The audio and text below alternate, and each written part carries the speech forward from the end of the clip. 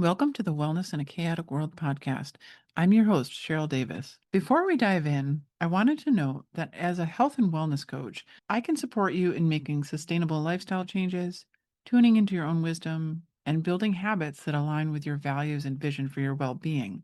I don't prescribe or treat health conditions, as I'm not a doctor or a mental health professional. Instead, I can walk alongside you as you create a healthier life on your terms. From time to time, I share conversations with guests. The views and opinions expressed by those guests are their own and do not necessarily reflect my views or those of anyone associated with wellness in a chaotic world. This podcast is for informational and educational purposes only and isn't a substitute for professional medical advice, diagnosis, or treatment. Always talk to your doctor or qualified mental health provider about any physical or mental health concerns.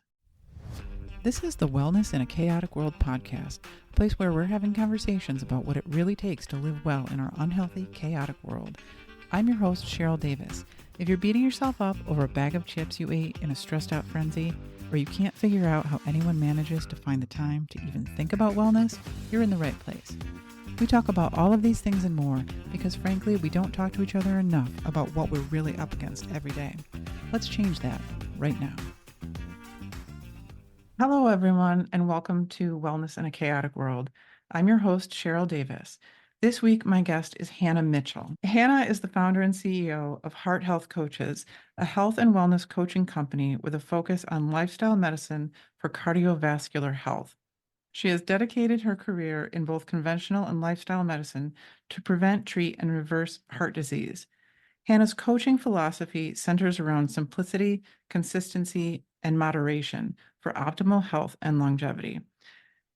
So, Hannah, welcome to the show. Thank you. I'm so excited to be here and speak to your audience today. Awesome. I think they're going to really love this topic. First off, tell me about your story about how you became a cardiology nurse. Yes, correct. So I have been a nurse for, since 2010. And then as a nurse, I wanted to advance my career. And so I became a nurse practitioner. And then that is where I specialized into cardiology. During my training, I really fell in love with the heart and management of heart disease. And little did I know when I started in this specialty, wow, there's so much to it. And there's so many things that we are also able to do in the realm of prevention to prevent actually ever having heart disease. And so once I got into this specialty, I couldn't get out. There's just so much to learn. There's so much. It's such an area where people need help and advice. And so that's kind of what led me to become a nurse practitioner. Now, most recently, over the past year, I have started a health coaching company with the focus on improving heart health. And so that has been my most recent adventure because I saw that there was a big need for me to do more in the realm of cardiology. So that's an interesting point because I feel like heart health is something for probably 30 years we've heard a lot about because there's the American Heart Association and it's in the news how it's the biggest killer. But I don't know that people necessarily know what to do with the information that they see or hear. Yes, exactly. There is so much information out there, and while that's great, it's also very hard to understand practical strategies. Like, what can I do to prevent being just another statistic? Because heart disease is the leading cause of death. And if there's a way that we can change that, we need to be very proactive in that. And so the reason I started my company, Heart Health Coaches, is we really work with individual clients who are ready to say, okay, I know I have heart disease in my family and I want to change the statistic. I don't want to fall into that category of having heart attacks, having different types of heart disease, going to doctor's appointments over and over and over again for the rest of your life. If people can take control of their destiny, I want to help them do that and accomplish that. And so I work with clients individually who are proactive in wanting to improve their health. And we really focus on lifestyle strategies that can be accomplished to improve their overall health and prevent them from having heart disease. Or if someone has already been diagnosed with heart disease, I work with them to potentially reverse those heart disease symptoms and effects of that. That is amazing. That's so needed. So, what are some of the risk factors? Let's just go over the basics for people. Yeah, so we put them in two different categories. So there's modifiable risk factors and non-modifiable risk factors. The ones that are non-modifiable are the ones that we can't control. And so the ones that we think about is genetics. We don't have a say in that. But that's just one category. And so then when you go over to the modifiable risk factors, we are looking at different things. So a sedentary lifestyle increases your risk for heart disease. And I feel like the way our culture has transpired in America is everybody sits at a desk or computer for work. We work 8-10 hours a day, and that's sedentary. That's, the majority of your day sitting. And so that's a big risk factor.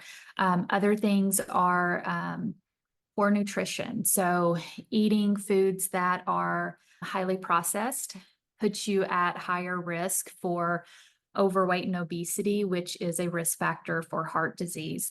Other things, diagnoses, chronic diseases such as high blood pressure, high cholesterol, diabetes, all of those things, which are very prevalent in the US today, lead to heart disease. And so if we can potentially control those diseases before they get out of control, then that's going to improve heart health for the long term. Also, smoking or tobacco use, whether that's cigarette, vaping, any of those things are going to put your blood vessels, will damage the blood vessels, leading to heart disease. Yeah, so it seems like a lot of the things that we call risk factors, like diabetes or these other is it comorbidity? Is that the right term for Correct. that? Yeah, that would be correct. So it seems like those things are almost all somewhat regulated by lifestyle. That's correct. Yeah. So if you can really nail down a healthy lifestyle that works for you, everybody's different and everybody's schedule's different, their culture's different. And so if you can work to create a lifestyle that's going to work for you, that's going to be sustainable for you, but also healthy, I mean, that's a win-win. And that's really what I focus on with clients is how can we make it work for you? There's a gold standard out there that is very extreme, and that's where we all want to achieve to, but there's a starting place for everyone. And so, we find where are you at in your current health journey? It doesn't matter where you're at, there's always room for improvement. And so we just take a lifestyle that you're currently at and we start tweaking it until you have created sustainable habits that you can live with forever. So it's interesting because I feel like I said before, people kind of know what they're supposed to do. So Exactly. what do you think about this idea that it needs to be fun?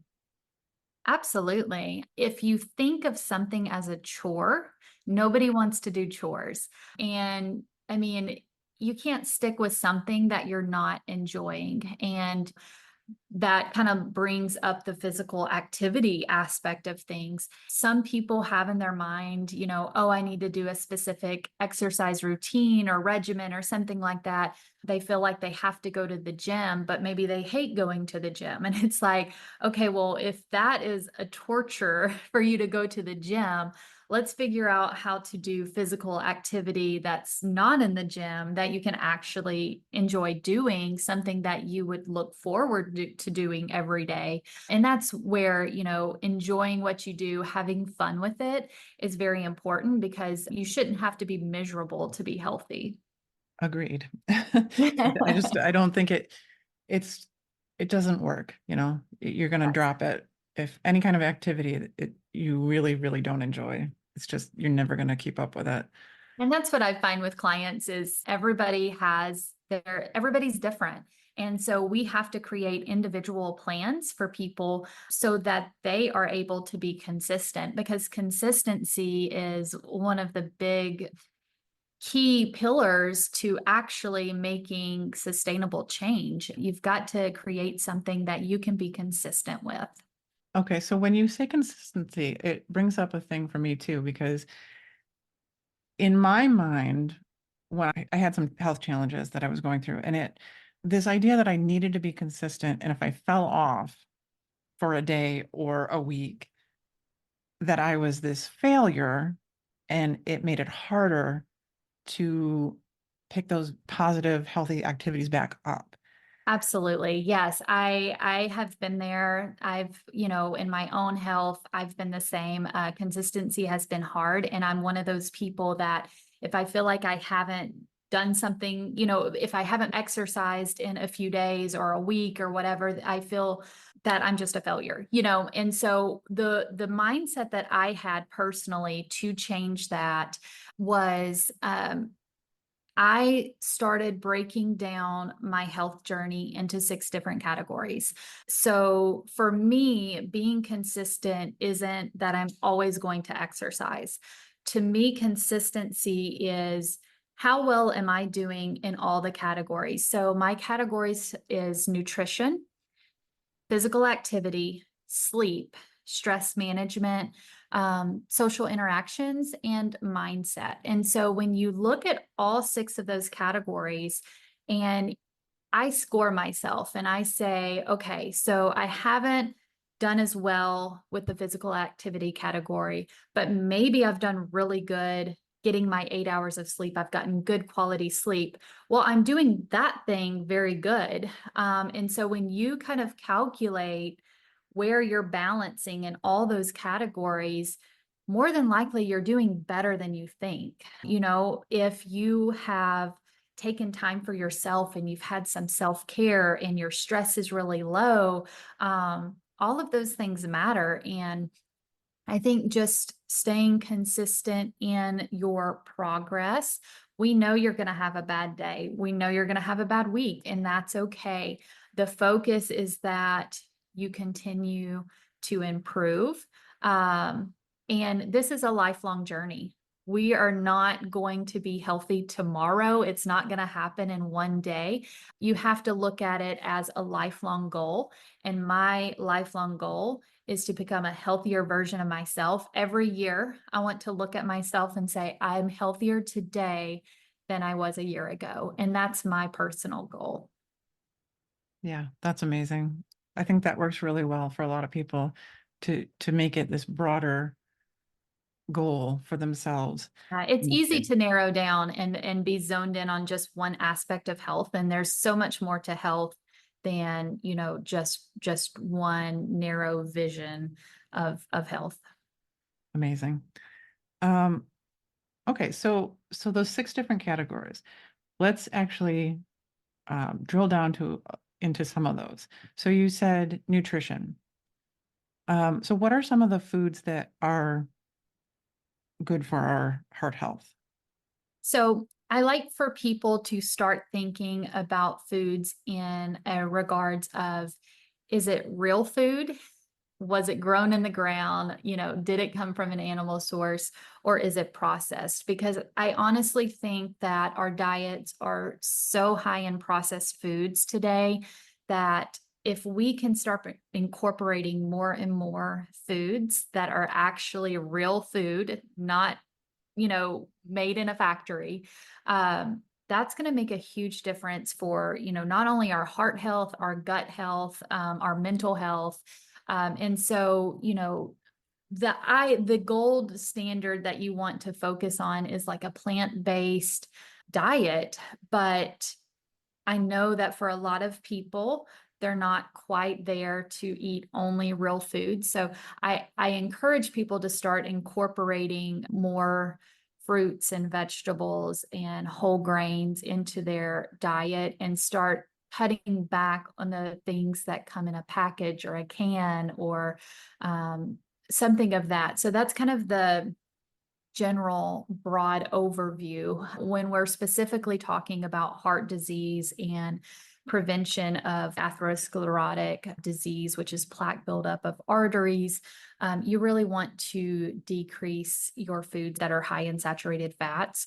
And you ultimately would be doing that if you're focused on plant-based foods or real foods. I do think there are some advantages to animal protein, but everything in moderation. And so when I teach courses on nutrition, my focus is on moderation because that brings us back to people's culture and their lifestyle. If you try to change your diet completely, you can probably sustain it for a month, maybe 2 months, but you're going to fall back to your old ways. And so I really start incorporating small changes that you can make.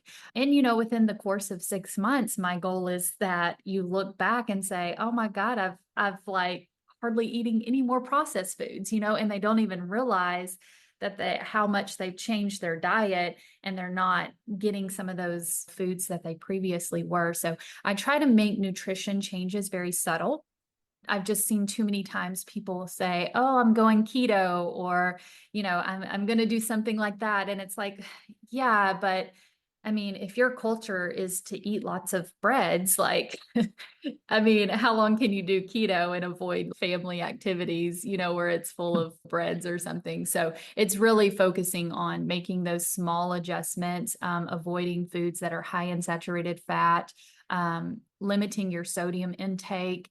If you're limiting packaged foods, you're already dropping your sodium intake. And so, by nature, if you're focusing on the real foods, you're decreasing all of the foods that would negatively impact your heart. Yeah, I think that's a really important point, is that if you're replacing maybe one or two things at a time and focusing on the healthy things, that's going to automatically sort of replace the things that you don't want. Yeah, I mean, if you're filling up on the healthy foods, you're not going to be as tempted or have those urges, the fluctuation in your glucose that prompts you to just want to eat those high fat or high carb foods. If you can regulate your blood sugar level to be at a steady state, you'll be less tempted to kind of like gravitate towards those foods that may not be as good for your heart.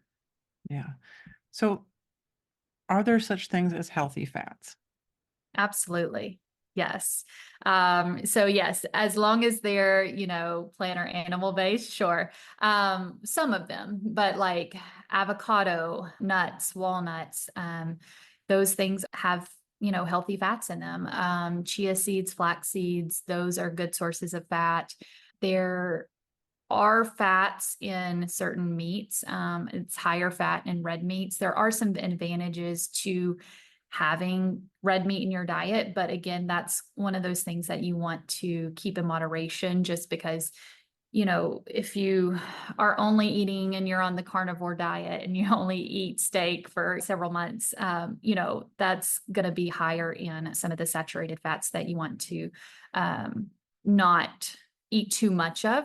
So that's one of the fats that you just have to be careful of and mindful of. But yes, if it is a plant-based fat, absolutely, that is good fats that you want. Awesome. So let's move on to activity. I know we talked about how this is really individualized, but are there certain things that you would suggest to people? Yes. So the American Heart Association has set forth minimum standard guidelines for activity. And so the recommendations is that you incorporate 150 minutes of aerobic exercise within a week. So that kind of boils down to 30 minutes a day, 5 days a week of some sort of aerobic activity, which would be like walking, running, swimming, biking, something that's going to improve the cardiovascular health.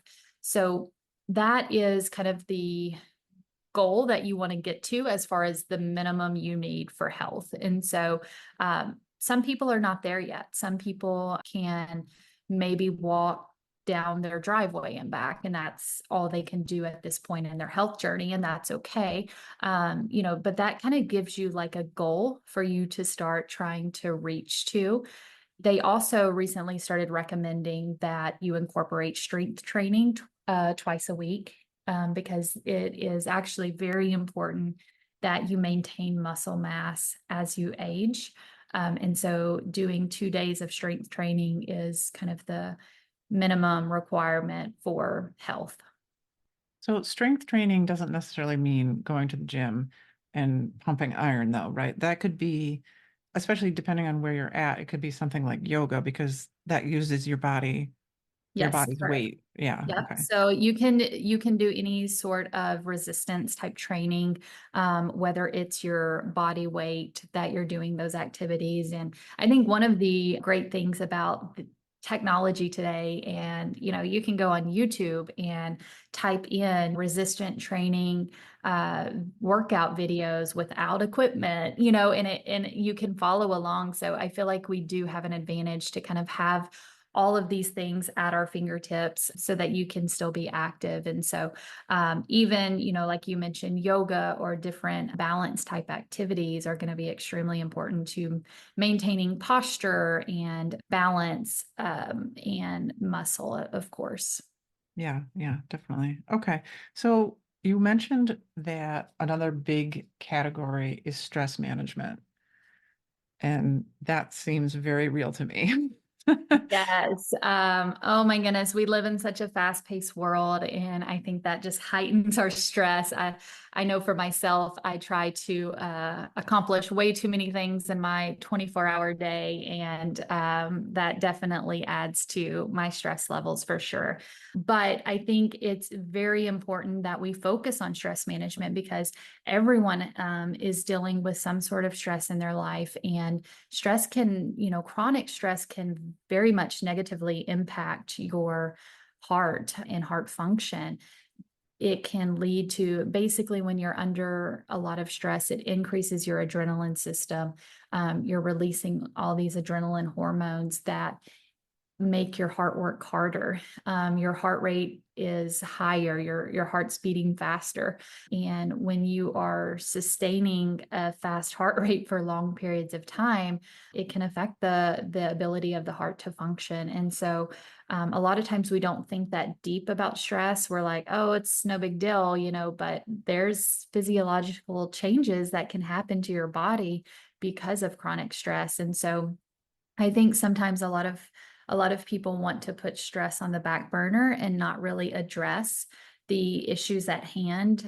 But I like to bring that to the forefront because it does make a big difference. And finding different self-care activities that you can do. And I know, maybe you don't have a lot of alone time because of your family, or so I really want to work with clients to see what can we do that you could do on a daily basis that's going to lower your stress, even if it's for a few minutes. I think it's very important that people start recognizing stress as something that needs to be addressed and not always just kind of ignored and not focusing on that aspect of health. Right. So I would think that if you are addressing stress and physical activity and you're eating properly, that could actually be something that helps you with the sleep portion. Yes, yes. That's a great point. Is like, hey, if you're hitting all these other categories, it's going to help with another category, and that's exactly right. I think a lot of times if you can kind of figure out a good routine for you, but doing stress management, breathing techniques, or meditation or relaxation. And if you do that prior to bedtime, you're prepping yourself for a good night's sleep. It's important that you're avoiding screens, ideally 1 to 2 hours before you go to sleep. So, like, if you can incorporate some other activity that keeps you away from screens prior to sleep, you're going to optimize your sleep. Also, if you are more physically active, that's going to improve your sleep quality as well. Amazing. So there was another one that you mentioned. Was that social? Yeah, so I think this is something that was really highlighted during COVID when we experienced so much social isolation and the negative effects that that had on people. And I think it's important that we don't isolate ourselves. Social interactions are very important for our mental health, which leads into our physical health. The other thing that I kind of fit into this category is, how do we live a healthy lifestyle and still have social obligations that we have to fulfill? Not everybody is in the same spot on our health journey. And so, if you go to a family event or a sporting activity or something like that, there's a lot of different types of foods that you'll be exposed to, different types of activities and things like that. And it's I mean, it is a big deal. We need to be able to figure out, how can I still nourish my body, live the healthiest that I can live, but still enjoy these activities. And so that is a big thing that we kind of work through, because that is important to people. And they want to be able to go to their family member's birthday party. And it's like, how do I balance nutrition when we're eating all this cake? And like, can I have cake? I don't want to be restricted. And so, really navigating through those waters and kind of helping people figure out what's going to work for their lifestyle is important, and we don't need to ignore it. Yeah, absolutely. I think that's a really important point. And also, figuring out the social aspect too can involve the idea that not every social interaction is going to be a positive one for you too, and it's setting up those boundaries for yourself so that Yeah. you're taking care of yourself, right? Yes, I think that also kind of brings in stress levels too. When you sometimes you have to make those choices of, this is a toxic relationship for me. It's not serving me in my health. And how do I address that? How do I say no? I don't want to be selfish, but I do know that, like, this is making my health decline, this situation or this experience. And how do I back away gracefully? And so navigating that is, can be challenging. And it's nice to have a coach or someone that you can kind of lean on to figure out how to handle those situations. Yeah, I think the support is really, really important. So, how would people reach you if they wanted to work with you? Yeah, so I am on Instagram. So that's a great way to just like quickly send me a message or kind of like learn more about what I do. My handle is at Heart Health Coaches. And you can also find me on my website, which is hearthealthcoaches.com. I offer a free newsletter that I send out weekly. And so that's a great way to just kind of get some heart health content and learn a little bit about how I incorporate lifestyle, how to navigate through kind of these core pillars that I feel is important for improving your overall health. Awesome. Thank you so much for being here. This was a great Yeah, thank conversation. you. Yeah, I was so excited when you reached out, and it's been a pleasure to be here. I think we've covered a lot of information today. So if anybody has questions, feel free to reach out to me. I would love to chat. Awesome. Thank you. Okay, so it's time to talk takeaways from today's episode. Number one is that it's all about consistent lifestyle changes. Hannah emphasized the importance of making small, sustainable changes to your diet and exercise routine. Don't stress about dramatic transformations. Consistency and moderation are really the key to succeeding. Number two, holistic health is really important. It's not just about diet and exercise. Hannah breaks down health into six categories that include nutrition, physical activity, sleep, stress management, social interaction, and mindset. Addressing all of these areas can lead to better overall well being. And number three, enjoying the process is really important. Wellness shouldn't feel like a chore. Find activities you enjoy and make healthy eating fun, make healthy exercise fun. If you like getting outside, do your exercise outside. If you love going to the gym, go to the gym. It's all about making it fun. The happier you are on the path to wellness, the more you will be able to sustain it. Thank you all for listening today. I hope you really enjoyed this episode. There's one thing that I wanted to mention. If you haven't seen it yet, I've been posting some journal prompts daily since the autumn equinox on the Facebook and Instagram accounts. So those are there for you to use as you see fit. If you journal, you can use them in that way. Or if you just use them to take a moment each day to reflect, that's okay too.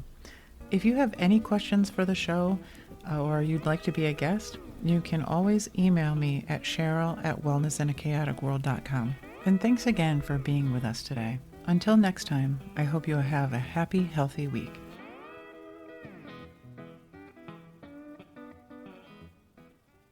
If today's episode resonated with you, our private Facebook group is a great place to dive deeper, ask questions, and share wins with people who understand. It's free, it's private, and you can join by clicking the link in the episode description. I hope to see you there.